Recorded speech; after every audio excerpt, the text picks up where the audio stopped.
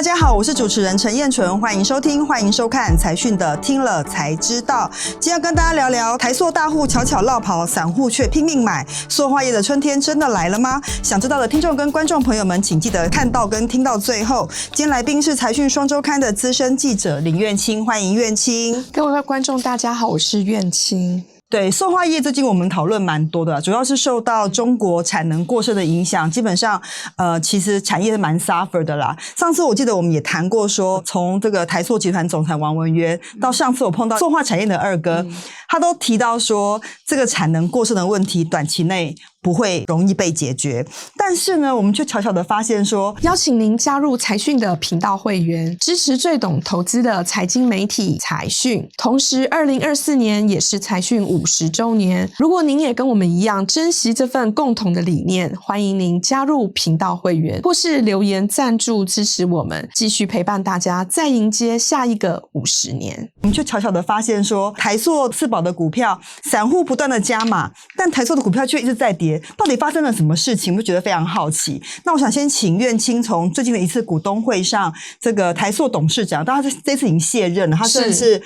台塑的前任董事长林建南先生，他其实出任台塑董事长已经非常非常的久，对塑化业非常的了解。他怎么看塑化业的景气呢？其实他这一次当然是觉得说，去年的这个业绩表现其实是不如预期，但是他有提到说，今年一定会比去年的业务表现来得更好。之前股东之外，那另外一方面信心喊话，他相信今年一定会比去年的业绩来得更好。最近台塑的股票持续的往下跌嘛，几乎跌到了15年来的新低，跌破60块钱了，对不对？对，没错。但是这个散户的持股，去年6月同期，我们是以6月份作为这个比较基期。去年6月份的时候，台塑的散户人数是22万人次，今年6月份的时候增加到了快要29万，其实增幅蛮多的。那我们这里散户指的是持有台塑股票30张以下的，对，没错。但苑青其实这次不只帮我们做了台塑，包括南亚、台塑化、台化，好像都有散户持股比例跟这个持股人数增加的情况。对，没错。这一期的最新的财讯报道当中，我们整理了蛮多表格。那有一个就是刚刚总编辑这边有提到，就是台塑四宝的这个筹码面的分析。我们自己的定义是30张以下的散户，就是不管是台塑、南亚、台化或者是台塑化，其实在相较于去年同期，他们的人数大多数都有2位数的一个增长的态势。除了台化是 10% 以下之外，其他全部都是2位数，增长的幅度是相当的高的。对，我帮大家念一下台塑的人数持有30张以下散户的人数，今年6月相较于去年6月同期是增加了 26.4%， 南亚增加了 17.38%， 台化稍微少一点 9.5%， 台塑化也增加了 27.74%。 那如果以这个持股占比的这个比例的百分点来说，台塑的散户增加了5个百分点，南亚增加了 2.48%， 台化 1.63%， 台塑化 0.77%。 所以看得出来，就是在台塑四宝的持股里面，散户是比例增加，那代表塑化业的春天来了吗？可是一方面台塑四宝的股价看起来还是相对蛮弱势的是不是散户看到了我们没有看到的东西？所以我们就请苑青继续帮我们抽丝剥茧，我们就从基本面、筹码面、市场面来看看说，到底台塑或者是塑化的股价的春天是否已经来到了？那我们先从基本面来讲好了。是，我想这次大家应该可以注意到说，就是全球这个乙烯产能其实是一个持续暴增的一个态势，那供过于的状况其实相当的严重。那为什么会有这样的情况？大家应该也知道说，就是过去1年其实中国这边的经济比较走疲弱的一个态势，而且它的内需也大幅的下滑，然后再加上就是4年前中国的这个炼化一体的政策，所以他们是非常积极的在做扩产的一个动作。预估一直到就2030年的时候，这个扩产的才会告一个段落这样子。那这样的扩产呢，其实就会导致于这个产业已经不是像过去走就是景气循环，就周期性的，而是变成就是结构性的一个变化。王文渊其实他也曾经提到说，就是美中跟俄乌还有以巴这些外部的影响，所以景气调整的时间恐怕会拉长到1年，甚至会更久。所以其实这次苑青帮我们整理了一个表格，它从全球乙烯产能的增加跟工厂稼动率，基本上可以看得很清楚那个供需的消长。我们可以发现说，其实从2018年开始，全球乙烯的产能是持续的增加，一直到2028年哈。但是如果看工厂的稼动率，却是一路往下掉，但意味着什么？产能开得很多，但工厂的产能却没有开满，表示需求不振嘛。对，所以从2018年的时候，全球乙烯工厂的开的产能的这个产能利用率是90%哦，但如果到2028年，它会跌破80%，对，大概只有79点多而已，需求没有那么强劲啦。那再加上你刚刚讲说，其实王文渊也认为外在环境增加很多变数，所以如果从这个角度来看，基本面看起来并没有很好对，就像我刚刚提到的，就是说过去其实大家也知道说塑化业它其实走的是一个景气的循环，但是现在目前看起来这一波的这个结构性的改变会让它的景气的就是复苏的这个时间会拉长，会拉比较长，对，会拉的比较长一点。好，所以我们第一个先从基本面来看，看起来没有那么乐观，等于是大家可能要花点时间等待。那第二个，我们如果好这个基本面来看，或许筹码面会有一些变化嘛，哈，那我们就进一步来分析筹码面的变化。刚刚讲了，就是说散户持续在增加，但大家应该知道说，如果股价要点波动的话，大户扮演蛮重要的角色，所以外资大户的情况，对于台塑四宝的持股变化是怎么样？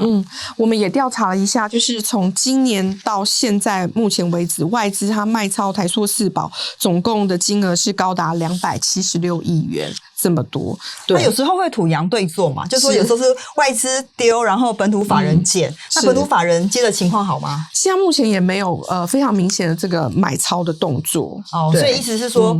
外资虽然的卖出来，但是本土法人并没有接，对，因为其实最近本土法人其实也扮演台股非常重要的力量嘛，尤其是最近强调这个高股息啊、高配息的公司，其实很多传产都被选中，但看起来塑化业因为还在这个困难的景气环境中，好像没有被选到齁。对，没错。那大户的情况怎么样？大户的情况，我们这次也做了一个表格去做统计，就是1000张以上的这个大户哦，就是在四宝当中，其实都有向下这个调降的一个态势。最多的当然就是属于台塑化的部分，它在2024年6月目前为止的这个人数呢是102人，那相较于去年同期，它其实衰退了12% 那么多。是四宝当中衰退最多的。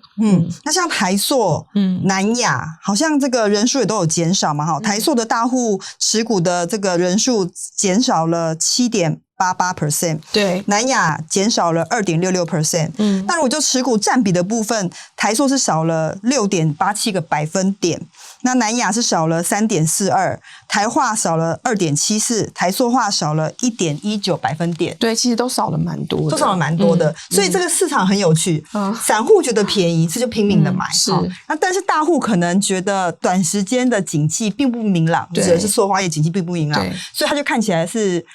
退场观望。是，好，在这样的情况下，这个散户买，这个大户减码，通常依照过去的经验，股价要上涨的时间会拉得更长一点，没错。所以我觉得这也是提供给对于台塑集团有期待的这个所有的投资朋友们一个参考了。就说现在筹码长这样，所以如果你买台塑的话，可能要花比较多的时间做一些等待。但我觉得另外还有一个关键，就是可能一般投资人可能比较少理解到，就是说其实台塑集团最重要的控股公司是长庚医院纪念基金会，对，那它其实控有四宝蛮多的股权，那过去其实他是扮演了调控的角色啦哈。先帮我们介绍一下长庚医院对于四宝他所扮演的角色，就是原本的2位创办人对长庚医院的期待是什么？过去2位创办人对长庚医院的期待就是希望给予民众就是比较多的这些医疗上面的一些帮助，所以他们也觉得说，因为医院的经营其实比较不容易，于是他们就希望借助就是台塑四宝可以就是获得比较稳定的股利收入，然后作为医院长期运作一个非常重要的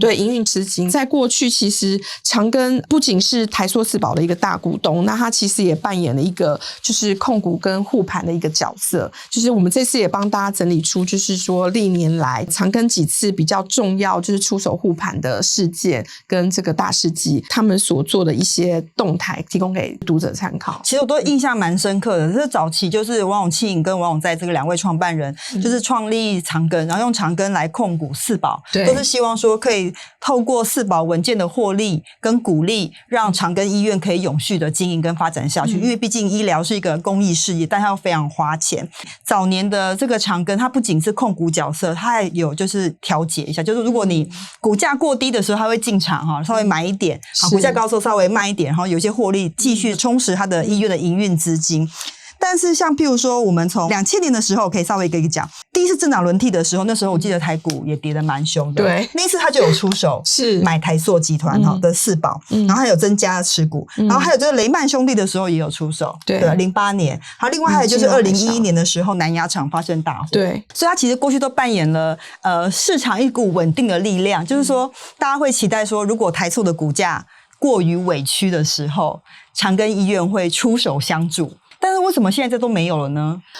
因为其实大家如果就还有印象的话，是2017年的时候，长庚医院它其实有爆发急诊室医师就是集体离职的一个风波。那个事件其实闹得沸沸扬扬，那家族对于就是长庚加码四宝的意见也不太相同，所以呢，这个时候长庚医院为了就是止血，然后所以他主动去宣布说请辞台塑跟台化还有台塑化3家公司的董事。那另外他们所持有所有上市公司的股份，他们也不再行使董监事的这个选举投票权。那另外更重要的是，他们更宣布说决定不再加码台塑集团的持股，所以就是从2017年开始，长庚就不再出手护盘。对，但其实我们如果看一下长庚它持有台塑四宝的这个股权，长庚持有台塑有 9.44%， 台化 18.58%， 南亚 11.05%， 还有台塑化也有 5.78% 的百分比，其实都算是蛮高，都算是大股东啦。对，虽然他已经不指派董事，然后也不增持持股，他还是扮演了稳定的力量嘛。但是就是他在这个股价低的时候，他已经无法再进场护盘，这个情况跟结构跟过去也不太一样。更何况2018年的时候，其实有新的法规规定，基本上他也不能进场加码了。对，2018年的时候，其实政府它有修正财团法人法，那我相信大家印象都很深刻，就是说规定所有的这个财团法人，他们对单一公司的持股不能超过他资本额的 5%。对，那所以现在目前长庚医院对台塑四宝的持股比率都已经超过 5% 了，所以它未来已经没有任何可以再增持的空间。应该是说基金会不能对单一公司的持股超过 5% 嘛，应该这个概念，但是不溯及既往。所以其实我们刚刚已经看到说，其实这个长庚对于台塑四宝的持股基本上都已经超过 5% 了啦，所以基本上不可能再加码，是，他当然也不可能减码，因为毕竟这是他这个很重要的营运资金的来源嘛，这也是当时创办人的起心动念，要让长庚继续的永续经营下去。所以在这样的结构下面，就是说投资人在思考这件事情的时候，我们就没有办法再期待说长庚会在股价低点的时候进场护盘，这个就是跟过去不一样的结构。所以我们从基本面，然后从筹码，从家族控股的概念一个一个来分析之后，那看起来这个景气结构如果短期内不会好的话，看起来股价的表现也好像相对空间有限，所以法人到底怎么看这件事情啊？法人觉得说，其实如果以时间再拉长来看的话，它还是会逐渐回到循环景气产业的一个步调。这样子的一个说法，其实之前长春集团总裁林书宏他也有跟财讯来做分享，他觉得依照过去的经验，其实景气好的话也不会超过3年，但景气不好也不会超过3年，所以他觉得应该在未来1年之内，这个景气就会恢复到就是可以看到曙光的那个部分。我还很记得很清楚，就是大概21年的时候，应该整个景气都大好嘛，22年开始就是明显的往下掉，所以他的算法是22、23、24，现在已经到25，应该会比较好。那像林建南他就讲说，他觉得今年已经会比去年好了所以可能已经到了谷底的这个程度。但到底什么时候会翻扬上来呢？这个东西我觉得当然还有很多变数，就像我们刚刚盘点那个价动率的问题，如果价动率一直都不是很高，代表需求还是很不振。那如果中国的产能持续开出，那当然代表价格也不会好所以这个东西都觉得环环相扣。那我们这次就是从散户积极加码台塑四宝来看看说，到底塑化景气现在什么样貌，筹码面是什么样的样貌，提供给所有的投资人跟观众来做分享。好，接下来我们在财讯听了才知道第195集，台积电为何易涨难跌？一场记者会看懂魏哲家敢向客户涨价的秘密里面的留言。那想请苑青念一下好了。好 ，Attic One Project。他提到说，台积电不只是世界龙头，而且是世界独一无二。对，真的，今天我们就录影的当天，台积电突破了1000块钱，对，没错，真的，真的 magic， 真的是 magic， 就是说，真的是不愧是台湾之光，是啊，真的，是大家都属于这个很兴奋的状态当中。好，财团叶正达他有提到说，价值观是想得深看得远。对，这倒是真的啦。我觉得我们采访所有的企业老板都发现说，其实老板的人格特质最重要。一个好的老板，他不会着眼于短期的净利，他会看得很长，想得很远。好，所以这件事情就是也回到我们的长期投资，投资一家公司就是投资家公司的老板的品格。所以我觉得从长期投资的角度来看，大家都可以往这个方向来思考。还有就是Tony Fan 他有提到说，谢谢宏达，谢谢美丽又专业的主持人，很享受你们行云流水的访谈及分享，能有这么优质的节目很是幸福。对，这个谢谢这位财团的分享，我们会继续努力，然后给带给观众跟读者最好的内容。好，今天的节目到这里告一段落，谢谢苑庆的分享。如果你想了解更多的内容，欢迎订阅我们的频道。同时，现在也是财讯周年庆期间，欢迎大家踊跃订购，听了才知道。我们下次再见，拜拜。